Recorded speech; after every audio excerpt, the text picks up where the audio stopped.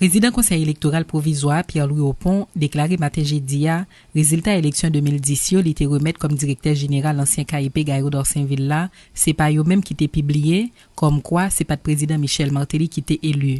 Monsieur Opon qui t'a essayé bail dans micro Radio Vision 2000 explication sur silence li dans dossier ça déclaré il était craint pour pas de gain des blousailles dans pays après tout chita parler qui était fait entre quelques représentants communauté internationale là avec autorité haïtienne sous publication résultat yo. Pierre-Louis Opon te répond question confrère nous Valérie Numa dans rubrique invité du jour. Loi électorale ça dit clairement que les résultats sont communiqués par le directeur général au directeur des opérations qui les donne au président du CEP pour publication.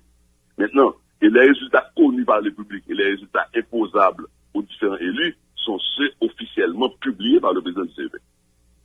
Donc aujourd'hui, la différence c'est que les résultats me seront communiqués comme président du CEP et nous allons comme publier. Pour ça, garantie m'a publié effectivement les résultats qui sont sortis, les résultats qui ont moi. Or, c'est pas ça que j'ai constaté moi-même en 2010, c'est la différence. Oui, mais ce problème que vous gagnez avec vous, Pierre-Louis Opon, quand même. Si ce sont monde qui est extrêmement responsable, si ou même ou conscient que résultat côté gain, c'est pas eux même qui publient, vous êtes supposé dénoncer ça? Je suis dénoncer ça. Absolument. Okay. Maintenant, on va de loin.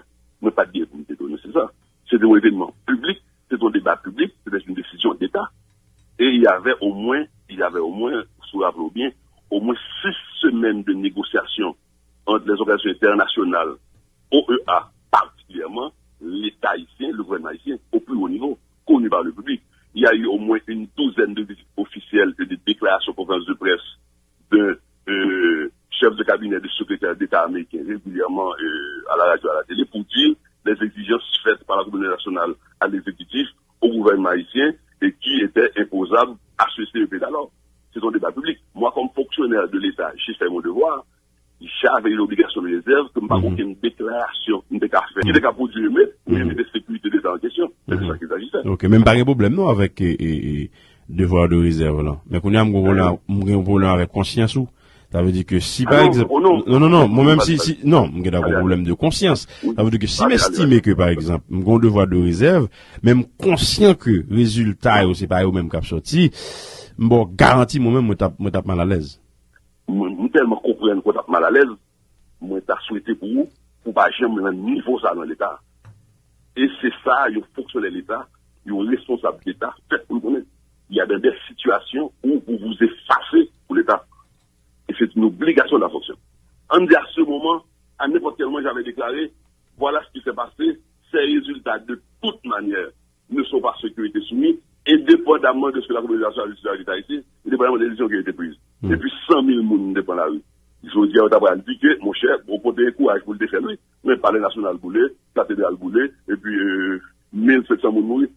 Alors qu'il y a eu un processus par la suite entre les gagnants et les perdants qui fait Haïti s'allier venir là. C'est de ça qu'il s'agit. Haïti a appelé à une barre pour témoigner, pour défiler une barre témoigner, non?